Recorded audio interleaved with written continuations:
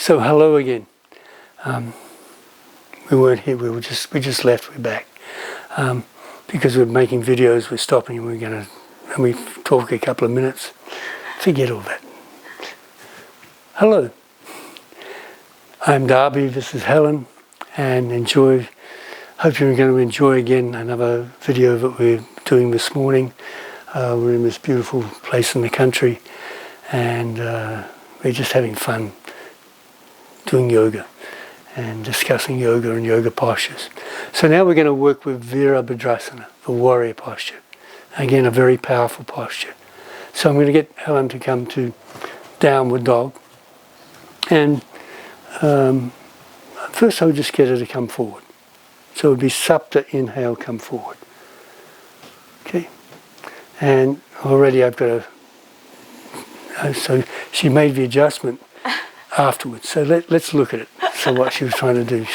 She didn't do it when she said, oh, I've got to do that. And then she did it afterwards. So come back to downward dog. So we'll actually bring the left leg forward first, and we'll show you what we're going to do with the back leg. So make sure I'm out of the way. Okay, can you see?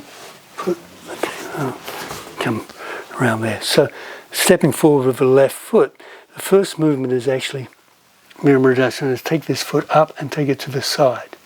And this will give space for the pelvis. If you just turn the foot, you actually block the buttocks and everything tightens, and you can't spread the sitting bones. That means you can't get Uddiyana Bandha or Mula Bandha. You just get a tight ass. So by actually stepping to the side, and the first action is to keep the heel lifted, leg bent, and then from the mounds of the toes, you bring the left foot forward between the hands. So now you come forward. So his leg is bent and still lengthening. So now, from the toes, you reach and forward. So you're actually lengthening the leg. You're not engaging the quadricep, just lengthening. Once you're there, the foot just gently goes down, no pressure. Okay, so there is there. So that's the first movement. And the next movement is the same as Utkatasana. We're actually on the fingertips, pushing the hands back as if you're going to lengthen forward. So you're actually pressing through the back leg, and then bring the hands forward and reach, and then follow the eyes as you come up. Okay. So what we were looking at this morning about movement of the back leg is to see how much movement you have in the pelvis, and you can see if it's quite loose in the pelvis, which is what you want. If these muscles become hard, it'll block any movement in the pelvis, and you'll be jammed. The chi will stop flowing. You'll be messed up. So keep that motion, learn that motion with the back leg to allow the release of the psoas and the joint and the groins. What we're looking at now is this. Yongdantian in, which allows the tailbone to release, and then you can lower down. As long as you have this movement through the pelvis, front foot didn't do much. It does what it needs to do as you lower down. The more you lower down, the more it's going to engage, but it's not hard. It's beautiful. Eyes are looking up. If I was going to adjust here, in fact I'll bring it back down to here. So the adjustment I would make would actually to reach the fingers, have her push into my hand and follow as she comes up. And once I'm there, I'd actually put my hand in front and say, exhale, push. So she presses a hand into mine. That will connect to Yongdantian. Tailbone can release. So that action would come from the hands. Breathing in. Again, if there was too much tightness in the shoulder, I'd release the arms, connect, and then just lift the fingertips up. And then, beauty. Remember, the eyes are following the movement of the hands. Not bringing the head way back here to look up. The eyes just have to look at the thumbs. It keeps that integrity. Then we'd come into Ashto, which would be there to inhale, lift, turn. Turn the feet. And again, work this back leg to lengthen it and lower down. So again, we're looking at this action of creating this movement in the pelvis. There would be an adjustment I would make, which I'll show you in a moment, to keep a gap between the feet to keep the pelvis open. So again, 5 breaths. Again, I would reach it up this way, give a length, control the tailbone, up, control Zongdantian. Then another arms will open, the hips need to move, so you have to adjust your feet. You're still facing that way and coming down. So here's the adjustment we're looking here. Again, first only for fingers, so a gentle movement. Relax, make sure the shoulders are back. And just take the hands out, then push into my fingers. Inhale, relax.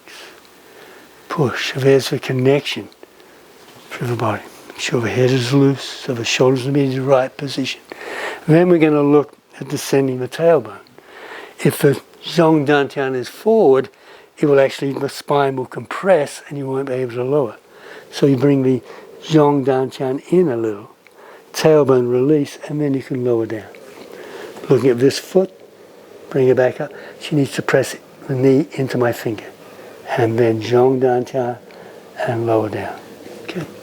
And then we can dance. Tango. Okay. Then the other side, lift up. Again, reach for fingers. Zhong Dantian. So all these movements I'm creating as she goes down. Connecting to Zhong Dantian. Head loose. Fingers. Inhale. Exhale. Good. Then the exit. Ekadasha. Bring the hands down as an inhalation. And she's just going to step back into Chaturanga. Good. Up dog. Down dog. There are other variations in the exit. Do you know the other variations? No. Okay. So see if I don't want to show you because I have a sore shoulder. But let me just again emphasize a couple of points. One is that if I have the feet heels together and I turn, my buttocks get tight, and many people think that tightness is Mula Bandha. It's actually just a tight ass, so there's no Mula Bandha there. You can feel it if you connect to Zhong Dantian and you're lifting up, you have Mula Bandha. But if you're stuck like I am, stagnant and actually compressing, you don't have Mula Bandha. But if I put the feet there, now I'm going up. Now there's lightness. That's the Mula Bandha working. So don't think that this tight ass is Mula Bandha. It's not. Okay, so I want all positions where I turn the pelvis that the feet are slightly apart, allowing freedom in the hip. If I bring the feet in line, heels in line, I block, tight ass, can't move, a little wider. Chi can flow. Okay, so again, the movement coming from downward dog would be to step to the side, bend the ankle. I'm working from the toes, stepping forward, and actually as I'm coming forward, the back leg is lengthening. Then the heel goes down and I reach the hands forward.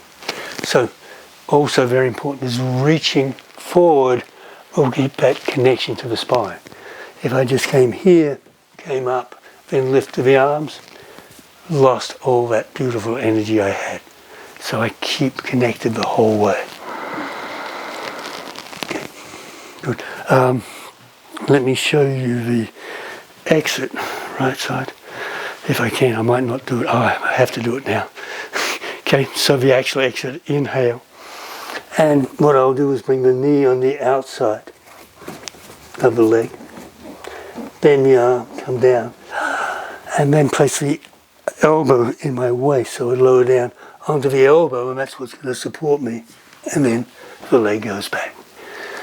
So that would be the movement.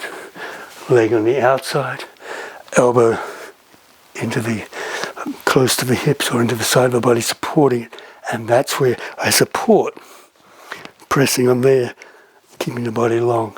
And then the leg goes back. So it's a variation of the actual lift into unsupported Virabhadrasana. Thank you. Helen is here again. Good.